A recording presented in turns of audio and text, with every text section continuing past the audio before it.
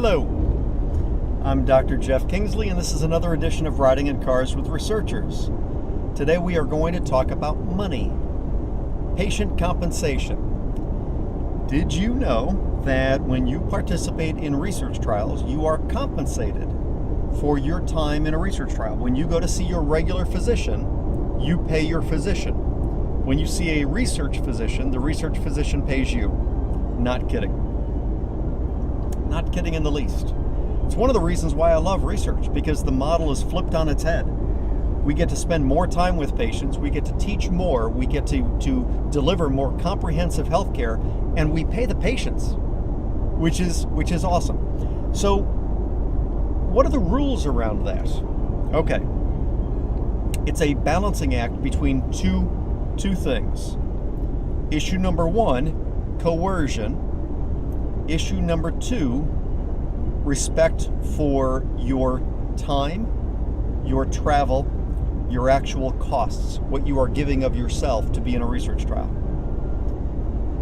Research is very appropriately governed from an ethics perspective by groups that are called IRBs, institutional review boards or ethics boards.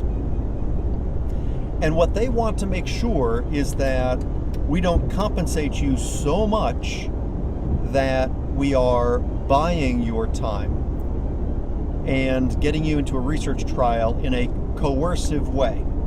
And that's appropriate. That's reasonable. So that's the limitation on what we can compensate you in a research trial. Now, what's the flip side?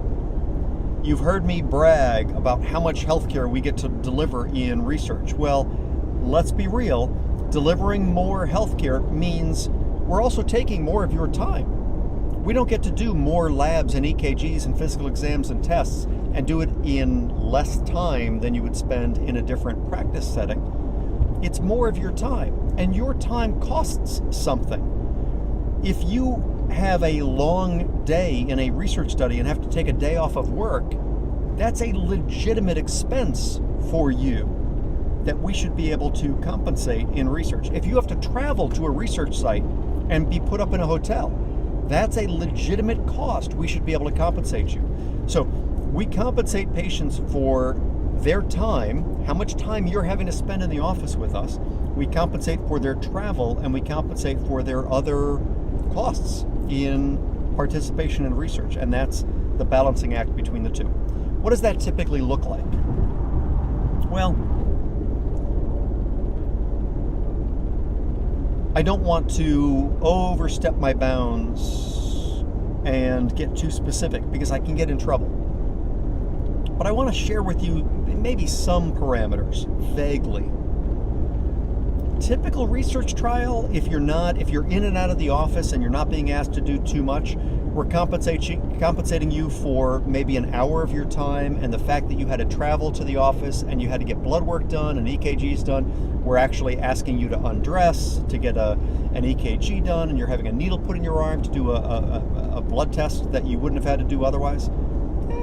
Typically, maybe $50 for 30 minutes or 60 minutes of your time. We have research trials that are asking you to spend even more time, perhaps getting multiple blood draws over the course of many hours, or perhaps doing multiple lung function tests over the course of many hours. And those visits may pay several $100s per visit.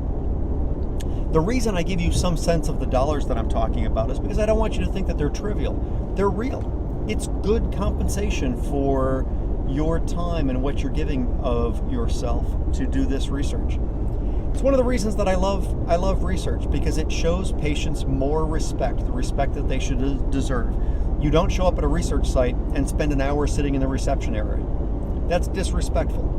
You show up, and within 5 minutes you're escorted back, and you're spending time with the physician and the coordinator, and you're getting things done, and you're getting information about your health, and you're getting compensated for what you're doing to help us learn more, to treat you better, and to treat patients for decades to come better than we're treating patients today. That's the value of research. So today we talked about patient compensation.